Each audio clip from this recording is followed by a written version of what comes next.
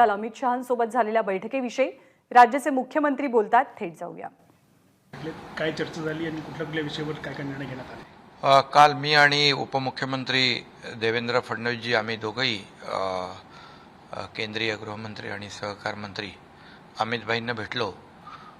एक राज्यातले अनेक विषय होते, अनेक जे प्रकल्प आहेत, विकासाचे प्रकल्प आहेत, काही कामं होती, त्यामध्ये शेतकरी असतील, महिला सक्षमीकरण असेल, मराठवाडा वॉटर ग्रीडचा विषय असेल, कोकणातलं जे पाण्याचा विषय असेल, असे अनेक विषय जे राज्याच्या हिताचे, त्या बाबतीमध्ये अतिशय सकारात्मक चर्चा झाली. सहकार विभागाविषयी देखील अमित भाईंनी खूप सकारात्मक चर्चा केली आणि एकंदरीत खूप चांगली चर्चा यामध्ये झाली.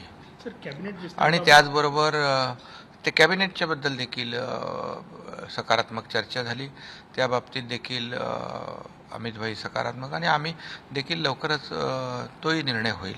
आणि त्याचबरोबर येणाऱ्या ज्या निवडणुका आहेत, लोकसभेच्या निवडणुका, विधानसभेच्या निवडणुका, स्थानिक स्वराज्य संस्थांच्या निवडणुका, या सगळ्या निवडणुका शिवसेना आणि भाजपा महायुती, मुंबईमध्ये तर RPI देखील आहे सोबत आणि महाराष्ट्रात देखील आठवले साहेब सोबत आहेत आमच्या. शिवसेना भाजपा महायुती पूर्ण ताकदीने एकत्र निवडणुका लढवणार आणि पूर्ण ताकदीने बहुमताने जिंकणार देखील, अशा प्रकारचं देखील आमची चर्चा काल झाली. या बाबतीमध्ये देखील आमची शिवसेना भाजपा युती गेले 11 महिन्यापासून अतिशय घट्टपणे एकजुटीने या राज्यामध्ये काम करते. अनेक विकासाचे प्रकल्प आम्ही मार्गी लावले.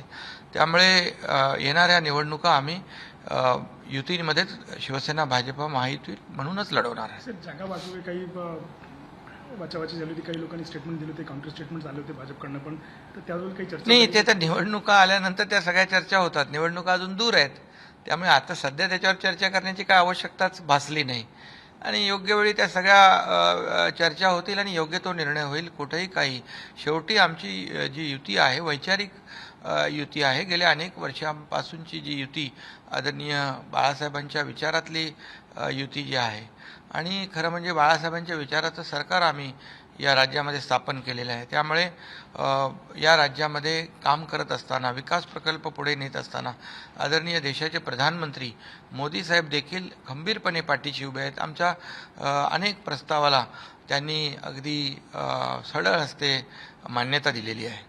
म्हणजे सरकारमध्ये किंवा युतीमध्ये कोणताही मतभेद नाही? बिलकुल कुठला मतभेद नाही. हे काय वावड्या उठवतात काय, त्यांचं आता विरोधकांना काही कामं नाहीत. विरोधकांच्या पायाखालची वाळू सरकलेली आहे.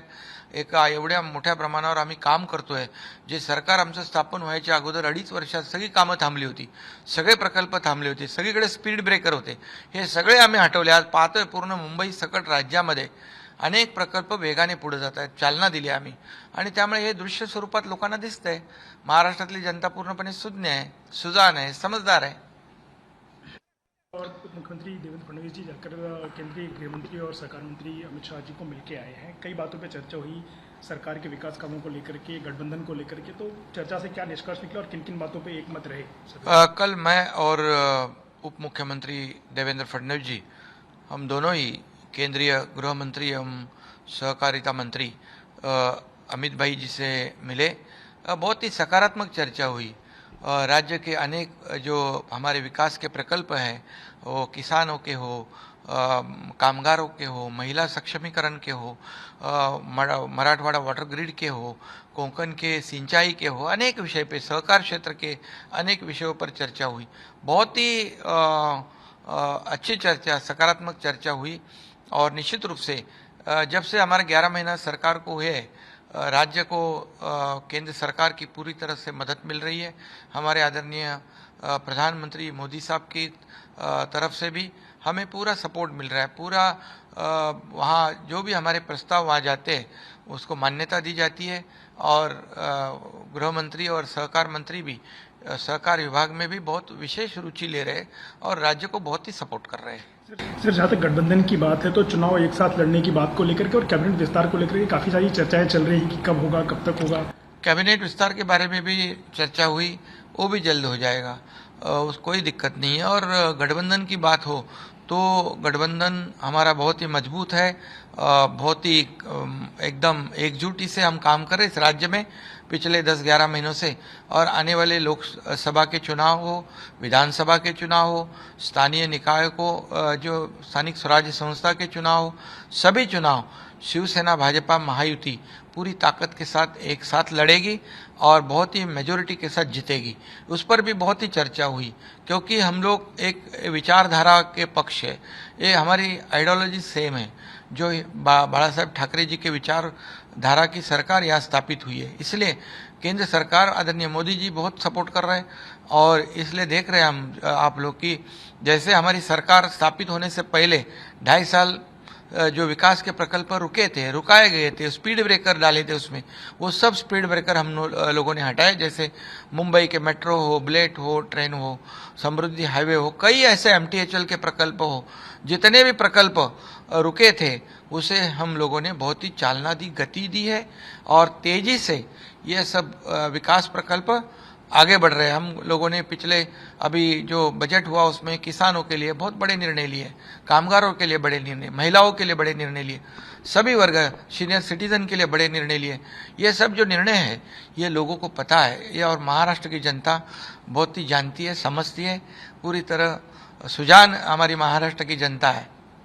निश्चित रूप से हमारे गठबंधन बहुत ही मजबूत है और इस गठबंधन आने वाले सभी चुनाव, लोकसभा, विधानसभा, स्थानिक स्वराज्य संस्था, ये सभी चुनाव जो है महायुति एक साथ लड़ेगी।